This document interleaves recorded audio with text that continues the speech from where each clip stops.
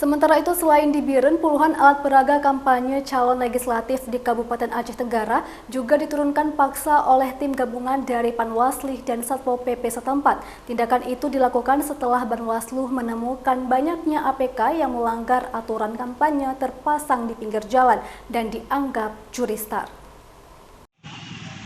Tim gabungan dari Panwaslu dan Satpol PP Aceh Tenggara menurunkan puluhan alat peraga kampanye atau APK bergambar bakal calon legislatif yang terpasang di sepanjang jalan protokol Kabupaten Aceh Tenggara.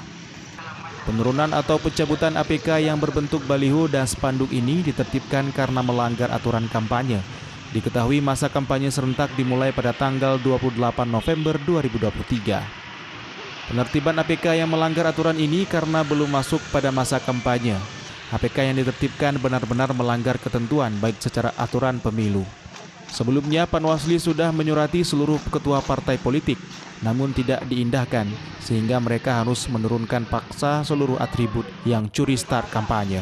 Panwaslu Aceh Tenggara mendampingi Satpol PP melakukan penertiban APK di hari pertama, karena sudah banyak yang terpasang sebelum waktunya.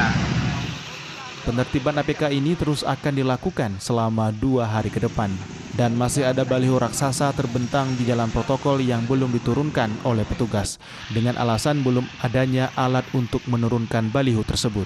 Dari Kabupaten Aceh Tenggara, Medi Arjuna, iNews melaporkan.